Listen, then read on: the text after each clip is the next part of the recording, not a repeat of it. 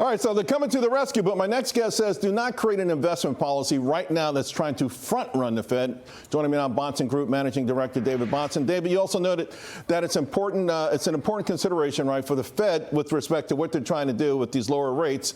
One of the things we're looking at is for you is to unfreeze this housing market, this housing situation. Well, today, mortgage applications dropped 21%. They were up a couple of weeks ago. They seem to be going hand in hand, of course, with mortgage rates themselves. Can the Fed, can the Fed help this issue? This is refinancing, and I really think the bigger issue for the Fed is new purchases. That was still down 1%, 2%. That's so right. It's still not going in the right direction. Because it isn't going to when it still has a 6 handle in front of it. When the mortgage rate comes from 7 to 6.2, that's better. It picked up a little a month ago. But when it's the average mortgage rate being paid in the country on homes people already own is around 3.5%, you're not going to move the needle until you get it much lower. What about a 5 handle? A 5 handle, I think, is going to move the needle. I think a low 5 handle really helps. And if you get a high 4 handle, you're probably in recession.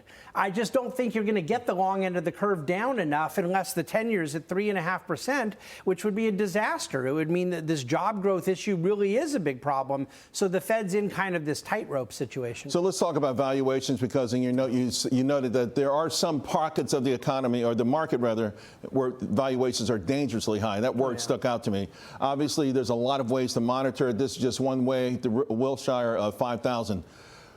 What does it mean, though, right? Because we've been hearing this for a long time. Yep. You know, I mean, anytime PE ratios get around 22 or whatever, you know, a lot of folks, their hair go on fire, and the PE ratio can keep going and keep going. If you're in the market, you know, and you've gotten out because of that, you've missed a lot of this rally. Well, that's right. Anyone who talks about valuations like I do, who's honest, always says it's not a timing mechanism.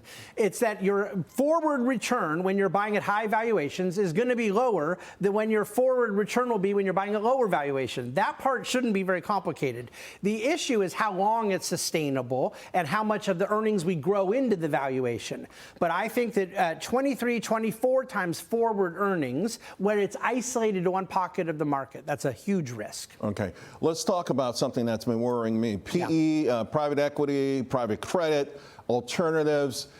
In part because the way these stocks have acted, you know, whether it's the Apollo, whether it's Blue Owl, which is a name I know that you've liked. Yeah. Is there? I mean, it's opaque. It's still sort of opaque compared to other asset groups out in my mind, you know. Yeah. Well, I think that there's incredible transparency about what Blue Owl owns, but especially Apollo, Blackstone. Now, remember, Blue Owl is down here since April. Apollo and Blackstone are up huge. They were down a lot. They've just started coming on. They were, but they were up 100% in the year prior. Okay, it was huge returns. So you don't see any cracks in PE? No. What I would say is that the danger is what the quality of the assets are that they're buying. Remember, when you're buying Blue Owl, Blackstone, Apollo, these types of names you're worried about, you're buying the fees that they get to manage it. So the investors in the underlying products may or may not like the returns they get. That's not what you're buying when you're buying these companies. Now, I happen to think that those returns are going to be very, very good. Blue Owl is a concern because they have a ton of what's called PIK, payment in kind, about 30% of the loans they're giving out there. And these are big companies with a ton of earnings, over $100 million EBITDA.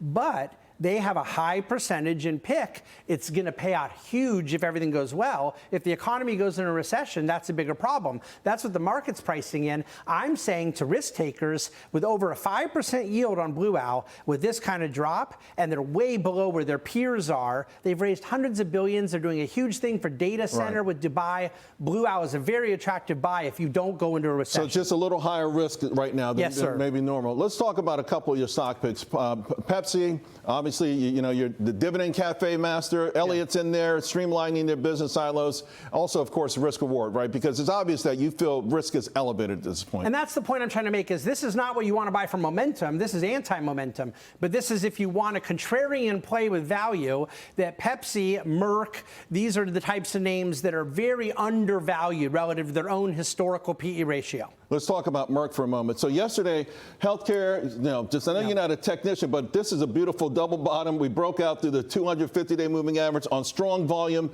because of that meeting in the White House. You know, of course, Merck was the #2 performer yesterday.